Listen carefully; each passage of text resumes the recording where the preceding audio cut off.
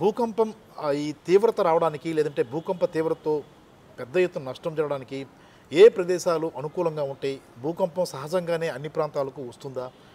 అసలు భూకంపం అనేది ముఖ్యంగా భారతదేశంలో ఏ ప్రాంతాలకు ప్రమాదకర సంకేతాలను చూపిస్తోంది? ఆంధ్రప్రదేశ్ వరకు చూసుకుంటే ఏవి భూకంప తీవ్రతకు కానీ లేదంటే భూకంప ప్రమాదాలకు అనువైన కేంద్రాలుగా భావించాల్సి ఉంటుంది? ఇలాంటి అంశాలను తెలుసుకోవడానికి మనతో సముద్ర అధ్యయనవేత్త కేఎస్ఆర్ మూర్తి గారు ఉన్నారు. దీనికి సంబంధించి ఆయన అధ్యయనం కూడా చేశారు. మూర్తి గారు నమస్తే సార్. నమస్కారం. మూర్తి గారు, ఈ మధ్యకాలంలో మనం చూసుకుంటే భూకంపాలు తరచుగా వస్తున్నాయి. దాని తీవ్రత తక్కువ ఉన్నప్పుడు కూడా ఇటు మన విశాఖపట్నంలో కానీ లేదంటే ఇటు ఆంధ్రప్రదేశ్లో కానీ ఇండియాలో కానీ చాలా చోట్ల భూకంపాలు వస్తున్నాయి. మనం వింటూ ఉన్నాం, వార్తల్లో చూస్తున్నాం. ఇటీవల టర్కీలో చూసిన భూకంపాన్ని చూసిన తర్వాత అతిపెద్ద భూకంపంగానే పరిగణించాల్సి ఉంటుంది. చాలా తీవ్రమైన నష్టం వచ్చింది. ఎందుకు అక్కడ భూకంప తీవ్రత ఎంత ఉంది, దానివల్ల ఎంత నష్టం కలిగింది, ఎందుకు కారణం ఏంటి ప్రధానంగా సార్? ఈ భూకంపాల గురించి తెలుసుకోవాలి అంటే, వాటి నైజం తెలుసుకోవాలంటే కొంత మనం భూమి యొక్క పూర్వ చరిత్ర వరకు వెళ్ళాలి. ఫర్ ఎగ్జాంపుల్, సుమారు 250-300 మిలియన్ సంవత్సరాల క్రితం, 1 మిలియన్ అంటే 10 లక్షల సంవత్సరాలు, అప్పుడు ఒకటే భూమి ఒకటే సముద్రం ఉండేవి. ఇన్ని ఉండేవి కాదు. America, south America, north America, Australia, Antarctica, India, Africa ఇలా ఉండేవి కాదు. మొత్తం అన్నీ కలిపి ఒకటే భూమి ఒకటే సముద్రం ఉండేది.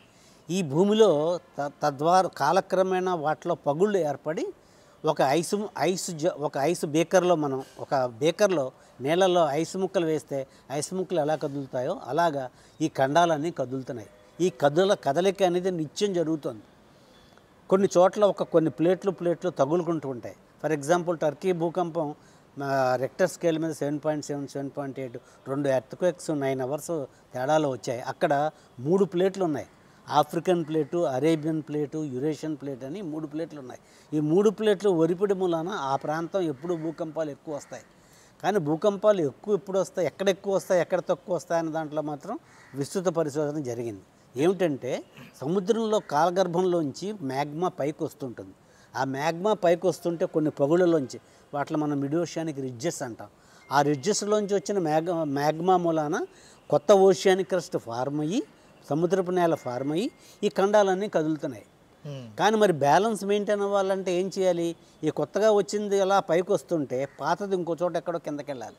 ఆ కిందకి వెళ్ళే ఏరియాలని ట్రెంచ్లు అంటారు. అటువంటి ట్రెంచ్లు పసిఫిక్లో మనకు చాలా, పసిఫిక్ రింగ్ ఆఫ్ ఫైర్ అని పసిఫిక్లో విపరీతంగా ఉన్నాయి. అందుకే పసిఫిక్ సముద్రంలో, పసిఫిక్ తీర ప్రాంతాల్లో భూకంపాలు ఎక్కువ. మన ఇండియన్ ఓషన్లో ఒకటి ఉంది, అండమాన్ సుమత్రా జావా ట్రెంచ్ అని. దాంట్లోనే 2004లో సుమత్రా దగ్గర భూకంపం వస్తే మనకు అప్పట్లో సునామీ సునామీలు వచ్చే పరికరాలు అవి కనిపెట్టి లేకపోవడం వలన మన 2.5 గంటలు ఆ వేవ్స్ ట్రావెల్ చేసి మన ఇండియన్ కోస్ట్ని తాకాయి. ఇప్పుడు మనకి సునామీ హెచ్చరిక కేంద్రాలు సముద్రంలో పెట్టడం వలన మనకి సునామీలు ఏమీ రావు.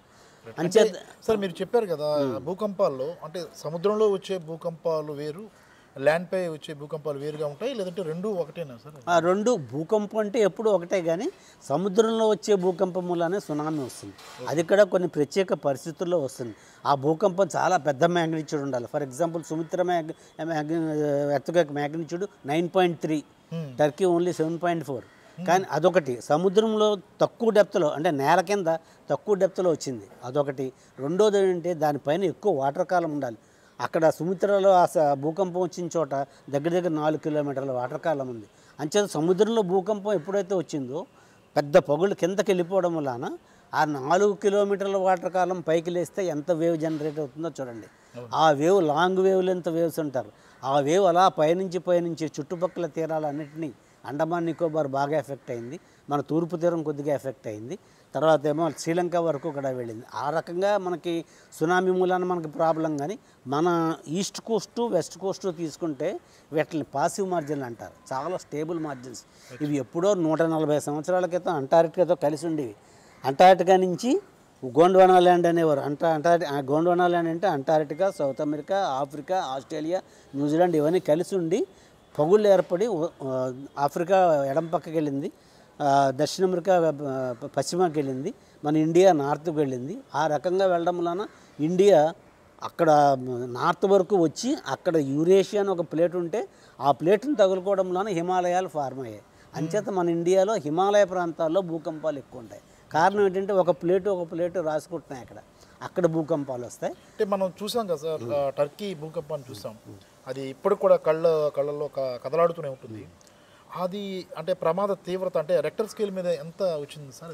రెక్టర్ స్కేల్ మీద అది 7.8 7.7 ఉందండి. తక్కువ డెప్త్లో రావడం వలన అదే కనుక భూమి కింద ఒక 30 కిలోమీటర్లు 40 కిలోమీటర్ల కింద డెప్త్లో వస్తే అప్పుడు తీవ్రత తక్కువ ఉంటుంది. ఇది ఒక 18 కిలోమీటర్ల లోతులో వచ్చింది, అంచేత తీవ్రత ఎక్కువ ఉంటుంది. ఆ తీవ్రత దాన్ని బట్టి కూడా ఉంటుంది అనమాట.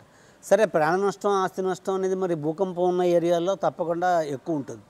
ఇది భూకంపాలతో వచ్చిన ప్రాబ్లం అంటే అవి ఎక్కడ వస్తాయో ప్రపంచం మొత్తం మీద అన్నీ కనిపెట్టేశారు. యాక్టివ్ మార్జిన్స్ అంటారు. యాక్టివ్ మార్జిన్స్ అంటే ట్రెంచ్లు. ఆ ట్రెంచ్లో భూకంపాలు ఉంటాయి. హిమాలయన్ ప్లేటు కొలిజన్ అక్కడ భూకంపాలు ఉంటాయి. 3 ప్లేట్లు రాసుకున్న చోట టర్కీ ల్యాండ్ అక్కడ భూకంపాలు వస్తాయి. ఇలా భూకంపాలు ఎక్కడ వస్తాయో చెప్పారు, ఎందుకు వస్తాయో తెలుసుకున్నారు, కానీ ఎప్పుడు వస్తాయన్నది మాత్రం ఇప్పుడు వచ్చి శాస్త్రజ్ఞులు అదేమిటంటే మొత్తం గ్లోబల్ టెక్టానిక్స్ ప్రాసెస్ కాబట్టి ఎప్పుడు ఎక్కడ ఇది ఫెయిల్యూర్, అది సంథింగ్ లైక్ ఫెయిల్యూర్. ఇప్పుడు టర్కీ భూకంపం ఏంటండి, అది ఒక ఫాల్ట్ జోన్ అని ఉంటుంది. ఆ ఫాల్ట్ జోన్లో స్ట్రైక్ స్లిప్ అయి పైన పలకాల ఉండిపోయి కిందకి వెళ్ళిపోతుంది. దాని మూలన జరుగుతాయి అన్నమాట. ఇప్పుడు మన భారతదేశం వరకు మనం చూసుకుంటే సార్, మీరు ఇప్పటికే చెప్పారు హిమాలయ ప్రాంతాలు ప్రమాదకరమైనవి, అలాగే అండమాన్ నికోబార్ అంటే మన దేశం కానప్పుడు కూడా అది సమీప ప్రాంతం కాబట్టి దాని తాలూకు ఎఫెక్ట్ అనేది మన భారతదేశ తీరాల మీద కూడా కనిపిస్తుంది. కానీ మిగిలిన నగరాలు మనం చూసుకుంటే సార్, ఏ నగరాల్లో ప్రమాదకరమైనవి మనం చెప్పుకోవచ్చు? అలాగే ఆంధ్రప్రదేశ్ వరకు మనం చూసుకుంటే ఏ ప్రాంతాలు ఈ మధ్యకాలంలో వరుసగా ఒక అల్లజడి అనేది వస్తుంది, భూకంప అల్లజడి రావడం, కాస్త ఆ ఇళ్ళన్నీ కదలడం, ఏదో సామాన్లు పడిపోవడం జరుగుతుంది. అవి ఏ ప్రాంతాల్లో అవి ఎక్కువగా ఉండే అవకాశం? ఇది చాలా మంచి క్వశ్చన్ అండి. నేను ఇందాక చెప్పినట్టు కొన్ని పలకలు తగులుకున్న చోట, పలకలు కిందకి వెళ్ళిన చోట అక్కడే భూకంపాలు వస్తాయని అన్నాను. కానీ ఇండియాలోనే ఎందుకు భూకంపాలు వస్తున్నాయి? ఇండియాలో భూకంపాలు వచ్చాయి. భుజ్లో ఎర్త్క్వేక్ వచ్చింది, జబల్పూర్లో వచ్చింది ఎర్త్క్వేక్, లాటూర్లో వచ్చింది, తర్వాత ఏమో పాండిచ్చేరిలో వచ్చింది, తర్వాత ఏంటంటే మనకు ఒంగోలు దగ్గర కొద్దిగా ట్రెమర్లు వస్తుంటాయి.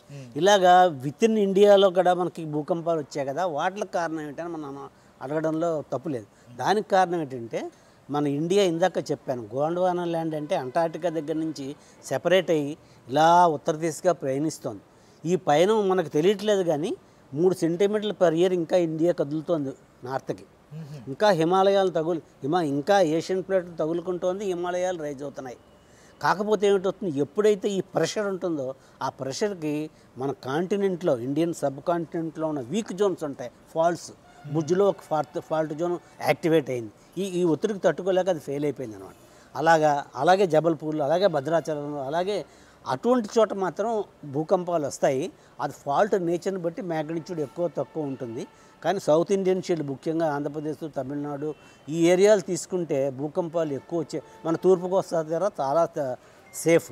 ఈ విషయంలో మేము ఏం చేసామంటే మా నేషనల్ ఇన్స్టిట్యూట్ ఆఫ్ ఓషనోగ్రఫీ నా లీడర్షిప్లోనే పరిశోధనలు చేసాం. ఏం చేసామంటే గత 100 సంవత్సరాలుగా ఉన్న సైస్మిక్ ఎర్త్క్వేక్లు ఎక్కడికి వచ్చాయో అవన్నీ ఒక మ్యాప్ మీద ప్లాట్ చేసాం.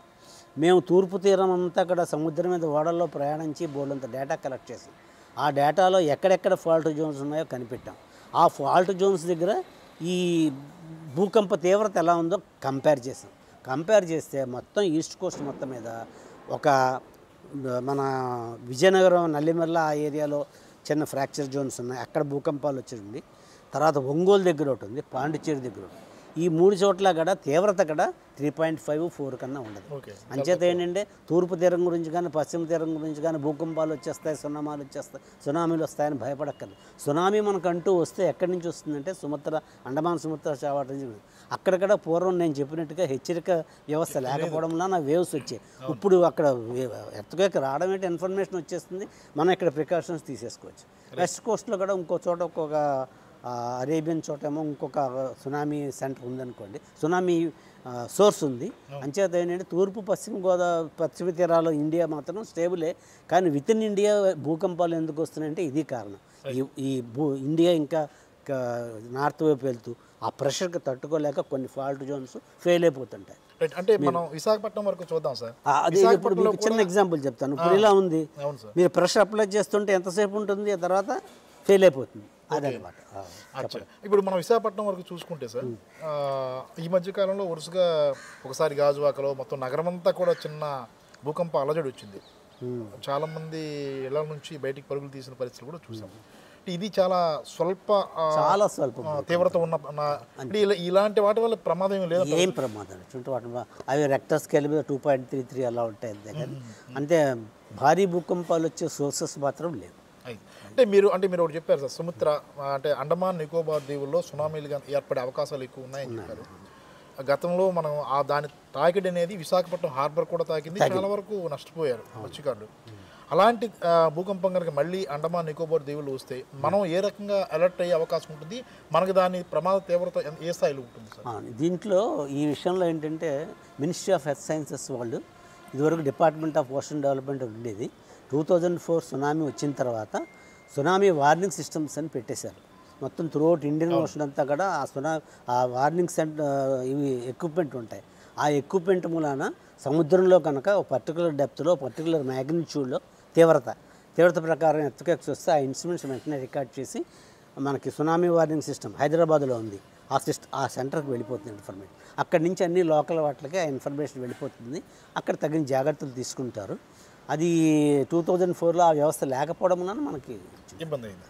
Right, thank you sir. మొత్తం మీద ఇది చూస్తున్నాం కదా, భూకంపాల తాకిడి తీవ్రత ఎక్కడెక్కడ ఉంటుందన్నది చాలా క్లియర్ కట్గా అధ్యయన శాస్త్రవేత్త కేఎస్ఆర్ మూర్తి గారు చెప్పిన దాన్ని మనకు అర్థమవుతుంది కదా. అయితే మన తూర్పు కోస్తా అనేది పూర్తిగా చాలా సేఫ్ జోన్లో ఉందని మాత్రం ఆయన చెప్తున్నారు. విశాఖతో పాటు ఆంధ్రప్రదేశ్లో కేవలం ఒంగోలు అలాగే విజయనగరం సమీపంలోని నెల్లిమర్ల ప్రాంతాల్లో కొంత తీవ్రత ఉంటుంది. అది కూడా పెద్ద ప్రమాద తీవ్రత కాదు. రెక్టర్ స్కేల్పై 3.4, 2.3 ఈ స్థాయిలో నమోదయ్యే అవకాశాలు ఉంటాయని చెప్తున్నారు. మనం గతంలో విశాఖపట్నంలో కాస్త అలజడిని చాలా తక్కువ తీవ్రతగానే పరిగణించాల్సి ఉంటుంది. ఇలా భూకంప అలజడుల వల్ల ఎలాంటి ప్రమాదం లేదని చెప్తున్నారు. అయినప్పటికీ కూడా ఏదైతే అండమాన్ సుముద్ర దీవుల్లో భూకంపాల తాకిడికి అవకాశం ఎక్కువ ఉంది, సునామీలు వచ్చే అవకాశాలు ఎక్కువ ఉన్నాయి. కాబట్టి ఆ సునామీల తాకిడి గతంలో ఏదైతే సునామీ వచ్చినప్పుడు సునామీని వస్తున్నట్లుగా గుర్తించలేని వ్యవస్థ లేకపోవడం వల్లే చాలా నష్టం జరిగింది. ఈసారి అలా కాదు, సునామీ వచ్చేందుకు ప్రమాద తీవ్రతను తెలుసుకునేందుకు ప్రత్యేకమైన వ్యవస్థలు ఉండడం వల్ల ఈజీగా తెలుసుకునే అవకాశం ఉంటుందని కూడా కేఎస్ఆర్ మూర్తి గారు చెప్తారు. దీన్ని బట్టి మనం చూసుకుంటే మనమైతే ప్రస్తుతం ఆంధ్రప్రదేశ్ అనేది సేఫ్ జోన్లో ఉంది, అలాగే తూర్పు కోస్తా అంతా కూడా సేఫ్ జోన్లో ఉంది. కేవలం కొన్ని ప్రాంతాలు టర్కీ లాంటి ప్రదేశాలు, ఎందుకంటే ఆయన చెప్పిన సాంకేతిక పరంగా ఏ రకంగా, శాస్త్ర సాంకేతిక పరంగా ఏ రకంగా అది ప్రమాదం ఉందో కూడా ఆయన చెప్పడం జరిగింది. కాబట్టి ఆ భూకంపాలు ఎలా వస్తాయో మనం తెలుసుకున్నాం కదా. మరో కొత్త అంశంతో మళ్ళీ కలుసుకుందాం.